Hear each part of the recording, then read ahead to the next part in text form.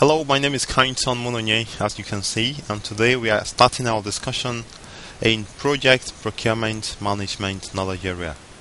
Previously, we completed our discussion on Project Risk Management. So today we are going to start with Plan Procurement Management, but before we go into that process, let's have a background view of what procurement management is all about. Procurement management includes processes necessary to purchase or acquire products, services, or results needed from outside the project team. The organization can be either the buyer or the seller of the product. So what it means is that in some projects you may have to buy.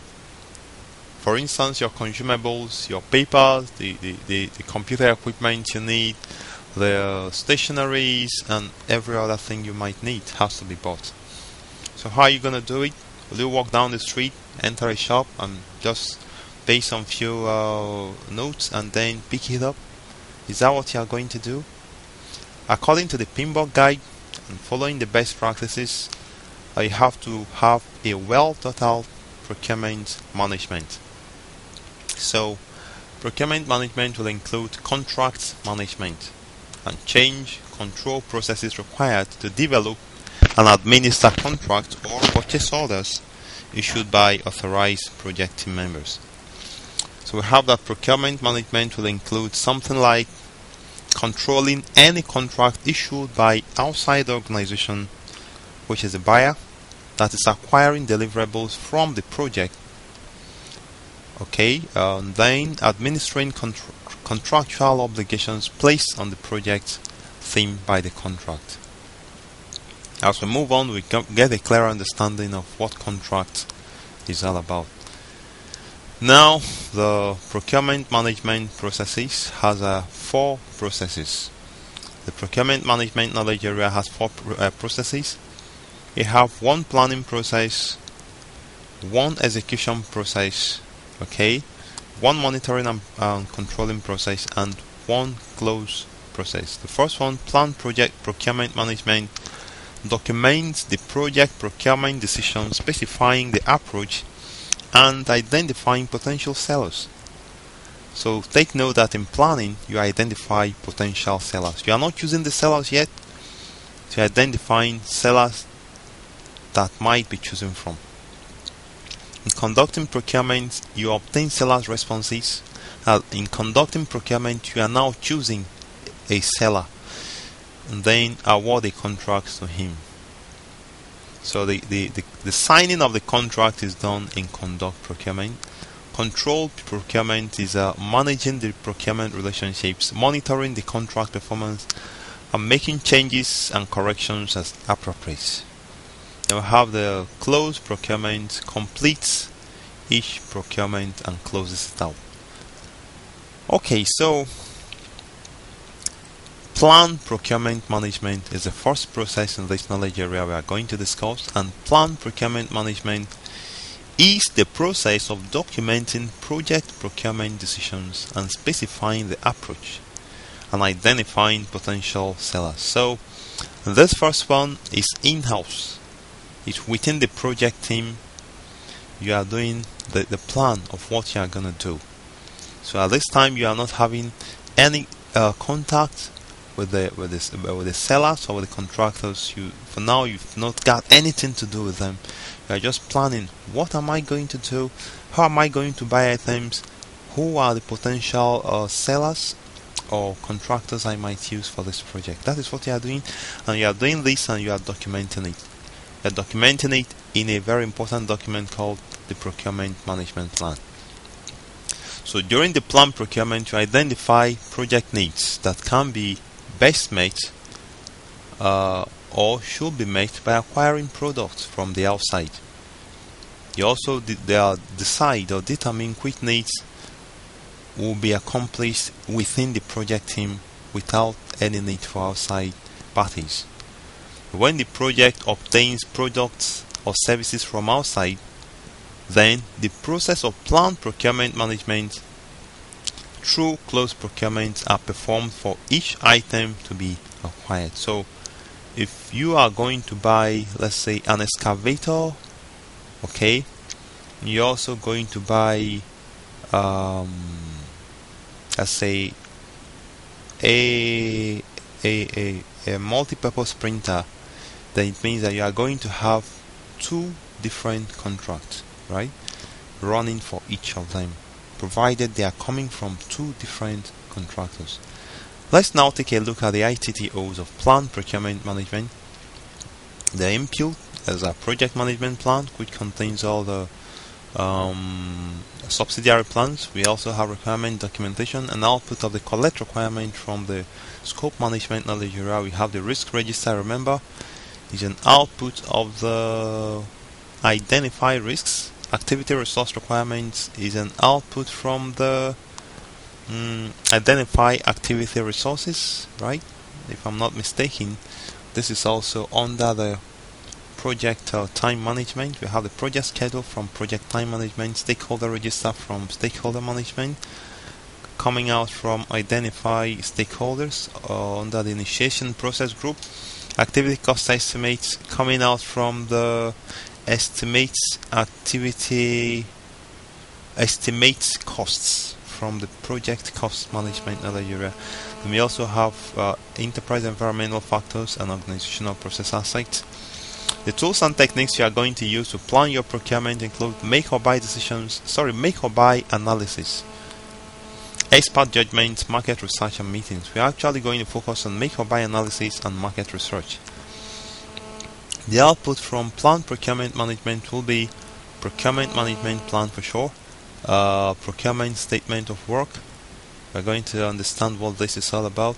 Procurement documents, source selection criteria, make or buy decisions. Remember, the tool and techniques is make or buy analysis. Now the output will be make or buy decisions. So we also have output to be change requests and project document updates. Let's now take a look at some of these ITTOs. Okay, so the first one is a project management plan. Why is it necessary? Because it contains the project scope statement, actually the scope baseline containing the scope statement, the WBS and the WBS dictionary. The project scope statement contains the scope description, the list of deliverables, acceptance criteria, and every other information that will help us to know which items can be bought from outside or needs can be met by the project team. Work breakdown structure contains all the necessary components as well as the accompanying WBS dictionary. Maybe you spend some time on this screen trying to read through and understand exactly why we need a project management plan.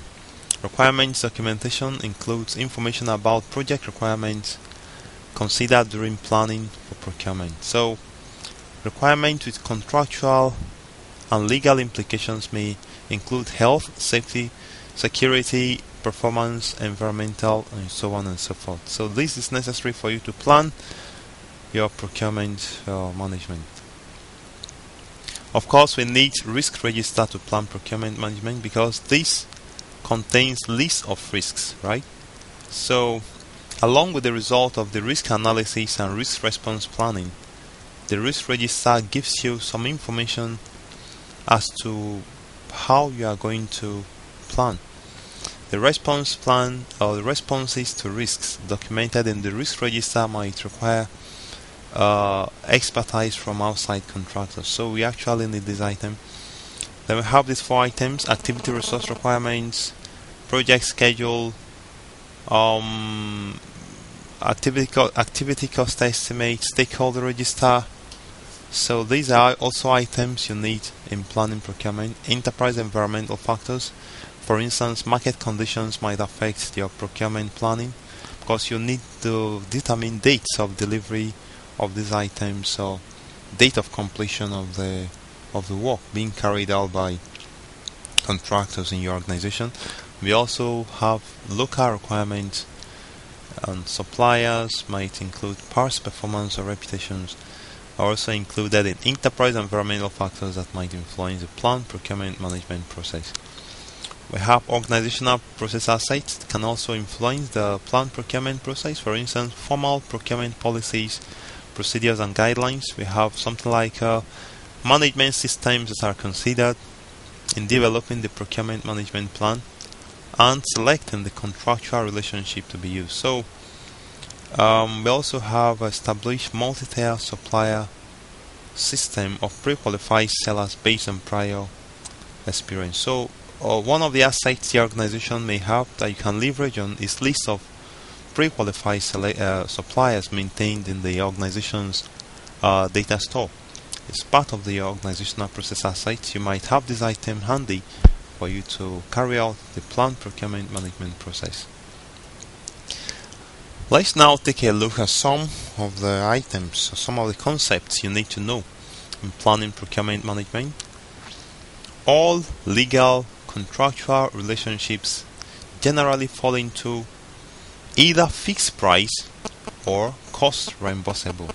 Okay, so we also have another third type of contract you called called a time and material contract. So when you are going into a contract with a vendor or a supplier, the contract can either be one of these three: fixed price contract, cost reimbursable contract, and time and material contract. Let's now take a look at these types of contract. We have the fixed price contract. Involves setting a fixed total price for a defined product, service, or result. So at the inception of this contract, the fixed amount is set by both parties in the contract. Fixed price contracts might also include incentives to be given to the contractor or to the seller if he meets certain objectives, okay, like delivery date, technical performance, etc. Under fixed price contracts, buyers need to precisely specify the product or services being procured. Changes in scope may be accommodated, but generally with an increase in contract price. Okay, let's now take a look at the types of fixed price contracts. We have firm fixed price contract, FFP. Then we also have fixed price incentive fee, FPIF. It's also called fixed price plus incentive fee. We also have fixed price with economic price adjustment, FPEPA. Let's now zoom in to see what these types of fixed price contract is all about. The first one is firm fixed price. It's most commonly used. It's called FFP. It is favored by most buying organizations because the price of goods is set at the outset and is not subject to change. So come to think of it, any cost increase due to adverse performance is the responsibility of the seller, who have to complete the task. Under fixed price contract, the buyer should precisely specify the product or service to be procured, and any changes to the procurement specification can increase the cost to the buyer. So along the line, the price is fixed for this contract and signed. What if there is increase in exchange rate and then the prices of item have become maybe double the amount? Nothing changes. The risk or the extra cost is borne by the seller. So a firm fixed price contract favors the buyer the most. Let's now look at fixed price incentive fee. Fixed price incentive fee contract, FPIF. This one gives the buyer and seller some flexibility because it allows for deviation from performance with financial incentives tied to achieving agreed upon metrics. So how does it work? In fixed price incentive fee, we have a fixed price plus some incentive attached to it. So these incentives are related to cost, schedule, or technical performance of the seller. So there are targets that will be set initially.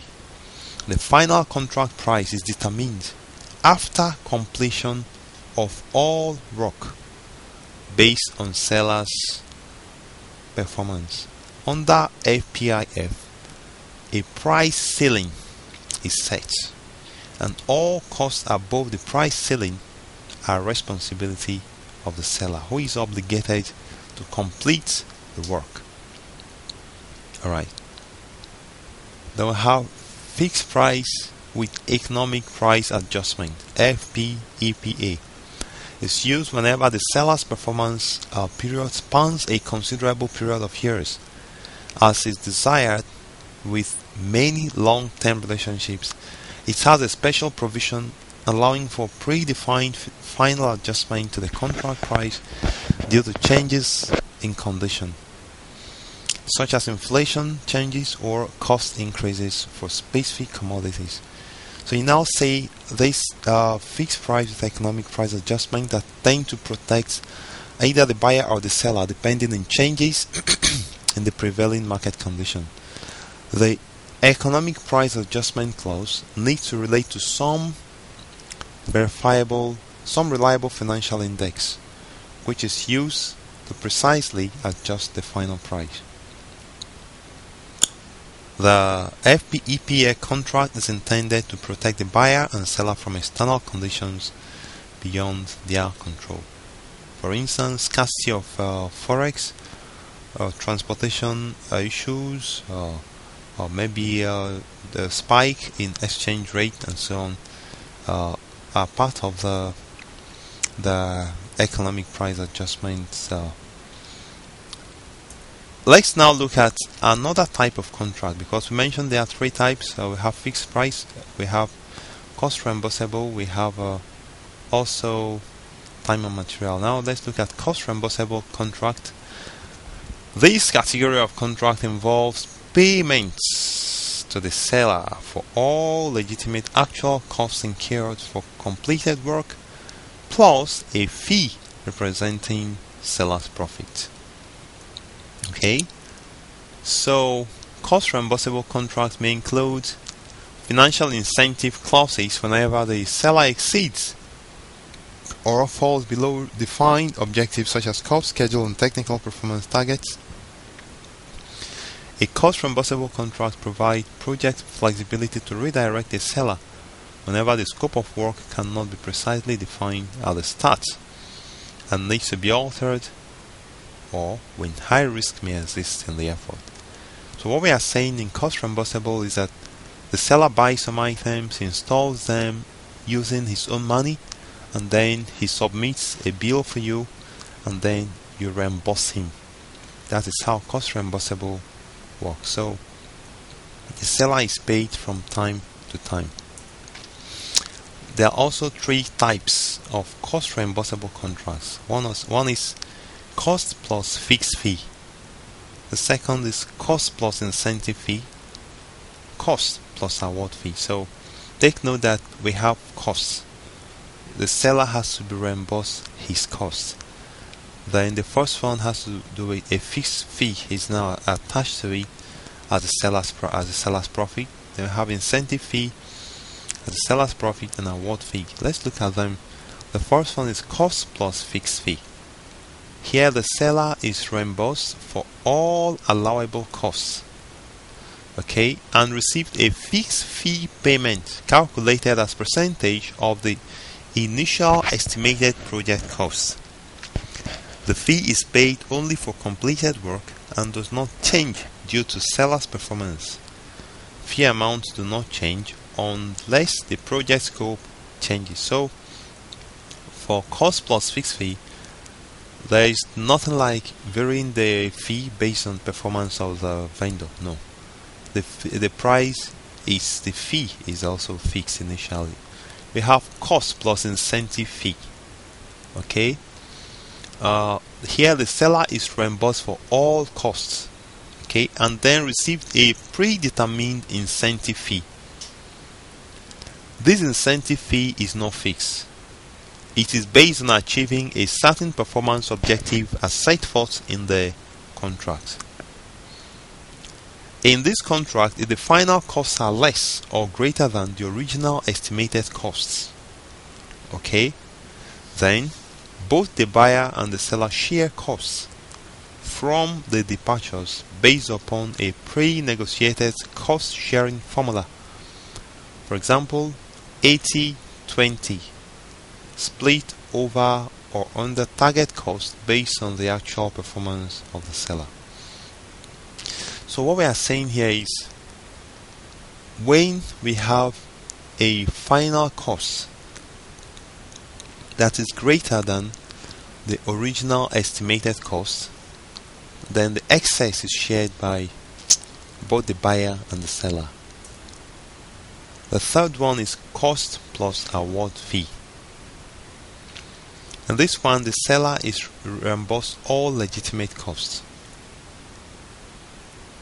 but the majority of the fee is earned only based on the satisfaction of certain broad subjective performance criteria defined and incorporated into the contract.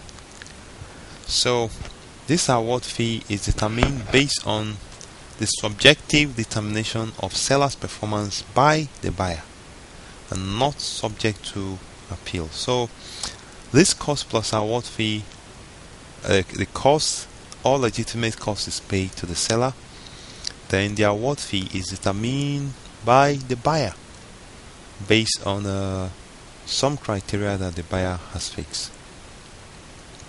Alright, we have time and material contract. I'm not going to spend time here, but they are used for staff augmentation, acquisition of experts, and any outside support when a precise statement of work cannot be quickly prescribed. For instance, you hire a programmer, you need to work for me, and your hourly pay is going to be $100 per hour, something like that, and then that is time and material. Or you say you supply me 10-20 liters of diesel, and this is how much you are going to be paid per liter of diesel, and so on. So time and material contract can also resemble fixed price arrangement with certain parameters are specified in the contract. For instance, unit labor can be specified, just as I mentioned. The contract can fix $100 per hour. So if you get 100, if you get 2 hours, you get $200. So the much as you work, you are paid this fixed price. So that's why it's called time and material. Alright, having discussed the types of contracts, let's now look at the tools and techniques used for plan procurement management.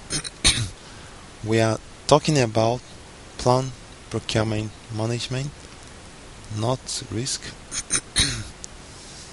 Is procurement management we are talking about. Just not good with writing and this, but forgive me, you just have to do it. We're talking of plan procurement management. Alright, I hope that is clear enough. Okay, we are going to look at make or buy analysis. Of course, you know from the word, you know that make or buy analysis have to do with analyzing what items can be achieved in-house by the project team and what items needs the effort of external contractor.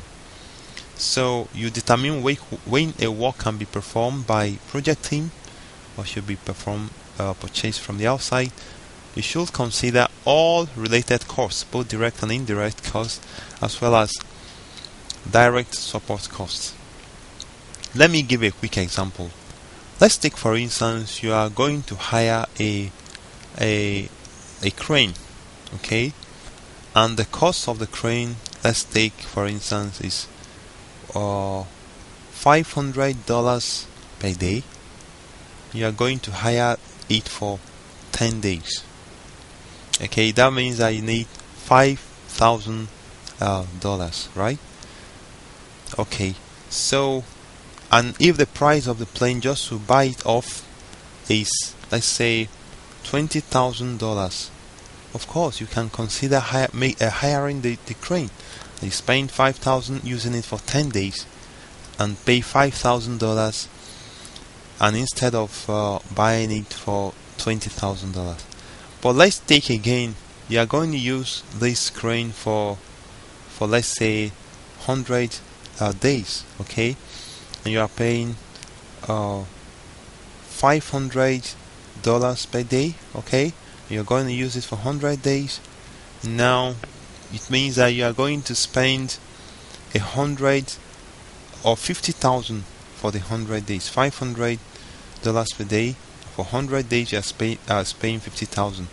But if the price of buying this crane is 40,000, you have to decide. So of course there are some maintenance costs. Even if you buy it, there is some additional costs you will incur every day. So this analysis on what to buy, on what not to buy, what to lease, all of this you do it in make or buy decision. Available contract types are also considered during the buy analysis.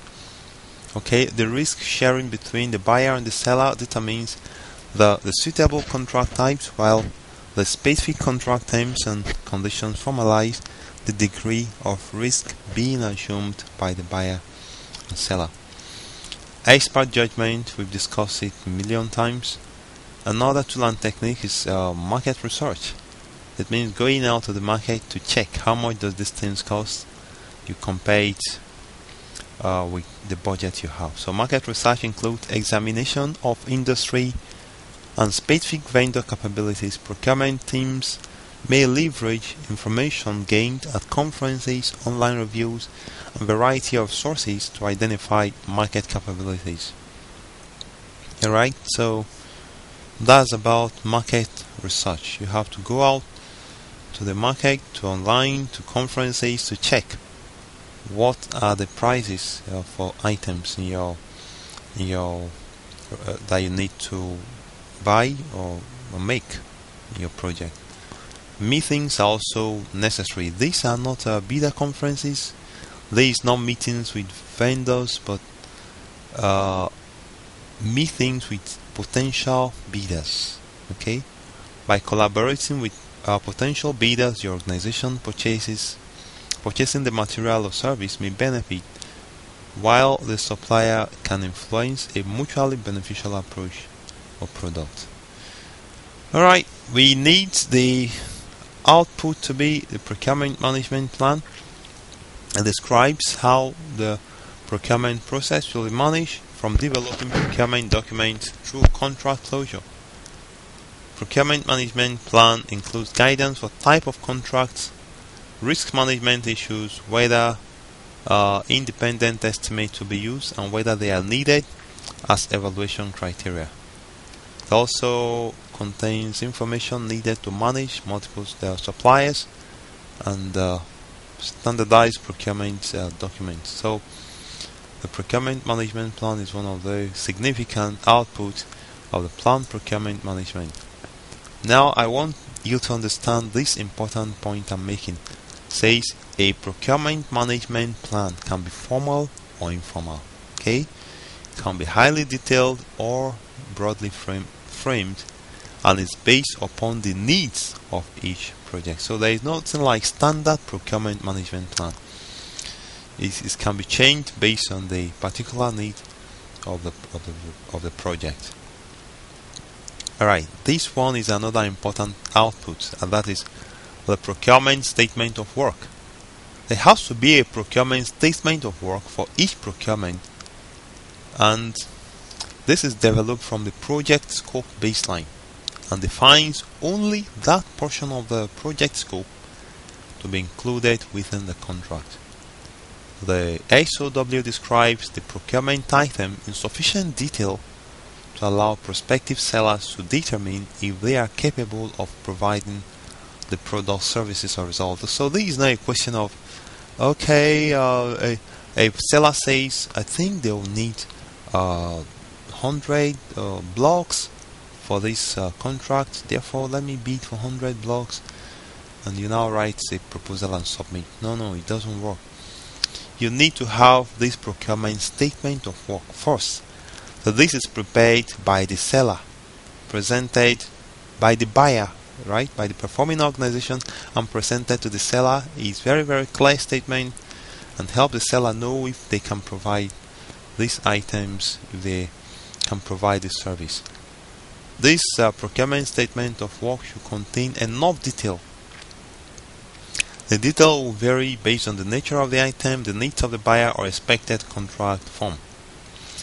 Information included in the SOW in the statement of work can include specification, quantity desired, quality levels, performance data, period of performance, work location, and other requirements. Let's now look at a little more, just a second, on procurement statement of work. It's written to be clear, complete, and concise. Include description of any collateral services required. Sometimes each individual procurement item will require an SOW. However, multiple products or services can be grouped as one procurement item within a single SOW. So the SOW can be revised and refined as required as it moves through the procurement process until incorporated into a signed contract. Procurement documents include request for information, request for bid, invitation for bid, request for proposal, and request for quotes or request for quotation. Such terms as bid, tender, or quotation are generally used. The selection decision will be based on price. Then we talk about bid, tender, or quotation. Okay. But if we are talking about technical capabilities, they will have a term such as proposal. Okay. Alright. Other procurement documents might be tender notice, invitation for negotiation, and invitation for seller's initial response. Okay. Let's say the buyer structures the procurement document to facilitate an accurate and complete response from each prospective seller and to facilitate easy evaluation of the responses. So the document might include a description of the desired form of the response, the relevant procurement statement of work, and any required contractual provisions. Procurement documents are required to be sufficient to ensure consistent, appropriate responses, but flexible enough to allow consideration of any seller suggestion for better ways to satisfy the same requirement. Another output is source selection criteria, often included as part of the procurement document. They may be limited to only the purchase price if the procurement item is readily available from a number of acceptable sellers. So these source selection criteria are developed and used to rate seller proposals and can be objective or subjective. Okay. So what I'm saying is that when there are many sellers that can provide the same services and they have the technical ability to do it, then you may not spend time looking at technical strength of the sellers. You may just focus on the price. Okay, so anyhow it comes out, you must have a criteria that you will use to weigh the sellers or weigh the seller proposals. Some possible such selection criteria is given here. For instance, overall life cycle cost, technical abilities of the seller, the risk involved, management approach, technical approach. We have also a warranty for the items being procured. Others might include financial capacity of the seller. You may want a seller that have a revenue of above a certain limit before they can handle your contract.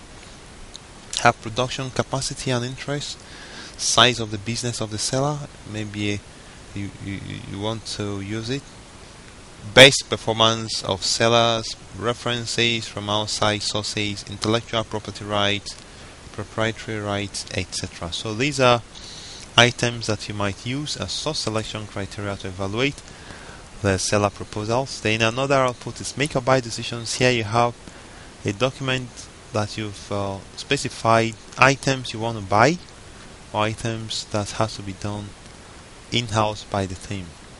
Okay. A buy decision drives a similar process of reaching agreement with a supplier for the product or service.